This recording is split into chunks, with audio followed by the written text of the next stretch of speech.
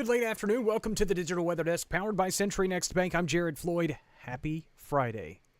Did you get your shopping done? Did you go shopping? Is that a thing? I don't know. I did a little shopping from the seat of my couch. I'm not dealing with people today. No. Not strangers, at least. I'll deal with my own family. That's cool. People I know, cool. Strangers, Black Friday, not happening. Take a look at the satellite as we lose daylight on this Friday afternoon, and the clouds are on the increase. Infrared satellite probably shows that a smidge better because visible satellite's kind of hard to see. And the clouds are on the increase as scheduled. Well, I say as scheduled. They're a little bit later than we initially thought. But either way, it sets the stage for a cloudy night tonight. If you're headed out to a high school football game especially, well, no matter where you're headed, as long as you're staying in the immediate area, and most of you are, it should be generally cloudy skies and rain-free. We had our football forecast posted earlier, but again, if you're headed to one of the games that we did not highlight today, the weather should be ideal. It will be a little on the cool side. It will be cloudy, but that's about it. Radar made possible by Brown's Roofing. Schedule your free roof inspection at brownsroofingla.com. And shows the showers off to the west. Most of it fairly light, maybe even a few thunderstorms, but they're well west for the time being, crawling eastward as we go through the day tomorrow. Checking temperatures at the bottom of the 4 o'clock hour. Most of us in the mid to even upper 50s, some 59s, sprinkling the map. 57 in Monroe, 54 in El Dorado. Dew points are quite dry, and that's kind of the other topic of conversation. If you're going to get rain down to the surface, you got to moisten all layers of the atmosphere, and if the surface is too dry, all of it will just evaporate before it hits the ground. That will probably be an issue that we run into at least through the early part of the day tomorrow. Winds are out of the southeast, fairly light through the course of the afternoon. Pick up a little bit to the west, but no really bother for our area. Futurecast made possible by Bayou Power Sports. I-20 Frontage Road in Monroe shows the shower activity likely to return by around sunrise or shortly thereafter. Most of it scattered, most of it light. It'll be more of a nuisance for a lot of areas as we go through the early part of the day. Those rain chances fester through the early afternoon. By late afternoon, early evening, the cold front moves through the region. Not really expecting a lot of organized severe weather potential. Again, the air's quite cool. We don't really warm up much tomorrow afternoon, so there's not going to be a lot of instability in the atmosphere. But there is still enough at the surface with the sharp change in wind direction, the air mass that is out ahead has quite a bit of moisture, at least as much moisture as it can hold. And so there will at least be the possibility for a few thunderstorms. The severe weather potential for our area at least looks rather limited. Showers continue during the early morning hours on Sunday along the Mississippi Valley, but by around midday, most of it should be rain-free. Clouds could linger for a lot of areas through the day on Sunday, and then by early Monday, the clouds are back in. New upper-level disturbance moving through, bringing more showers through the region. Those should clear out by Tuesday, Wednesday, but more rain chances perhaps by the latter part of next week. Look at the upper-level winds. This is actually looking at the mid-levels of the atmosphere. And instead of showing you the relative humidity values and moisture and things of that nature, the coloring behind it, this is what we call absolute vorticity. It's basically just kind of spin in the atmosphere. It helps you detect some of the more subtle disturbances that we can occasionally run into in the environment. As we go through the day Saturday, you can see the upper level disturbance through the Ozarks that helps to kind of spur on the rain chances. And it's a deepening disturbance as it moves into our area and then ejects off to the east. So again, brings some rain chances. Then you can see kind of embedded in the upper level pattern, those deep southwesterly winds we talk about a lot, a weak disturbance making its way through the upper Texas coastline and through our region on Monday. That's what helps to kind of generate the first onslaught of rainfall, or at least generate the showers, and then it's supported by the exiting upper level disturbance that will sweep through during the rest of the day to help to scour out some additional rainfall. So that's kind of how things set up in terms of the rain chances for the middle part of next week.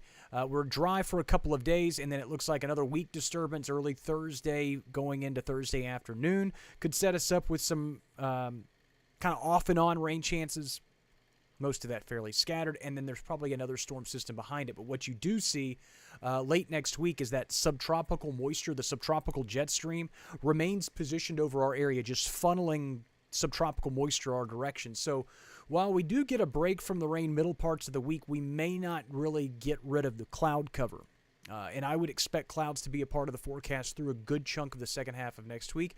And I would really expect the rain chances to return late next week as well. Severe weather, thunderstorms, all that kind of stuff, we just don't know yet. But I would plan on rain late next week. Steve says he knows it's too far out, but he's wishing for a white Christmas in New Orleans. Pfft. Man, I think we can all wish for it. That'd be cool, but I would think it is very unlikely. The odds are against you. Let's just put it that way.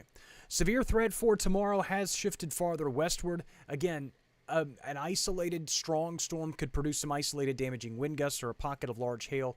Not expected to be a widespread concern. Rain totals fairly conservative and kind of pedestrian, if you will, through the day on Saturday. So while we do deal with showers, most of it should be fairly manageable rainfall. Yeah, it'll be kind of a pain, but it's much needed rain considering the drought monitor that I showed you earlier today. And then through Monday and Tuesday, you see rain totals really stagger out inch and a half for most spots, some heftier totals in the southern parishes. Forecast rainfall from the Weather Prediction Center over the next 5 days kind of paints us in the same general boat. Most of us inch and a half, some spots a little bit higher, some spots a little bit lower. Lower totals probably more likely to the northwest, higher totals a little bit more likely to the southeast. Now let's talk about temperatures. Pretty nice day tomorrow. Back into the 50s, low 60s, maybe even the mid-60s in the southern parishes. Then the front moves through again. The front's going to drive any storm potential we deal with Saturday night. So then the front moves through. By midnight Sunday, this is about as warm as we're going to be for Sunday afternoon. So when I say midnight high temperatures or midnight max temps, this is what I'm talking about. This is about as warm as we'll be. Midnight on Sunday. As we go through the rest of the day Sunday, temperatures just fall. There will be a point in the afternoon Sunday where temperatures hold steady for a couple of hours or maybe climb a few degrees. Just afternoon heating, if you will. But it's afternoon heating fighting against an increasingly colder air mass. So they kind of counterbalance each other. Penalties offset, still first down. So all of that colder air moves through. Most of us in the 30s to start the day on Monday, and then not warming up much Monday afternoon. And I know you're thinking, wait, Jared, isn't there rain in the forecast? Yes, and it is likely to be a very chilly rainfall, upper 30s to low 40s. If you are thinking about winter weather mischief, not expected to be an issue. Some computer models were suggesting freezing rain across southern Arkansas. I think we're just going to spend such little time below freezing that once the moisture moves in, we'll be back above freezing. And again, it'll just likely be a cold rain. We stayed pretty chilly through the day on Tuesday, but temperatures try to rebound late, and then the warming trend is on somewhat for the middle part of next week. Lows tonight fall back into the low to mid 40s. Cloudy and chilly, but the showers start to move in from the west overnight. Again, rain chances will vary wildly depending on your location, and you can get your specific locations forecast at digitalweatherdesk.com or on the app. Daytime highs tomorrow, low 60s with showers likely early, a few thunderstorms possible late, but most of us will see rain and could see quite a bit of it. I know the rain chances say 50%, and again, it's kind of misleading because those are the daytime rain chances. The nighttime rain chances for a good chunk of the area go up to 70 and 80%. So again, pretty high confidence we're going to run into some rainfall. But for some areas, it'll be during the day. Some areas, it'll be more so late tomorrow evening into tomorrow night. 7-day forecast made possible by 3B Hardware. Mid-50s for highs on Sunday. Those are not daytime highs. As I mentioned, we'll probably hit that around midnight, and we'll fall through the day. Where our low temperature falls, that's a tough call. And it could be a midnight low temperature or an 11:59 low temperature on the backside of Sunday. So that 42 is what I have issued for, or what I have out for a morning low. That will probably not be our official low temperature for the day. It gets really hairy when you get a front that's that strong, that moves through, and it can really kind of throw fits on how to explain it in the forecast. Susie, Alicia, good evening to you folks. Rain back in Monday. Tuesday, not too bad. And we clear out a little, warm up a little bit on Wednesday. Thursday, Friday, again, the rain chances may be festering in the forecast. We'll keep an eye on that. I would expect some changes in the longer term. Couple of days, couple mornings below freezing are a possibility as well.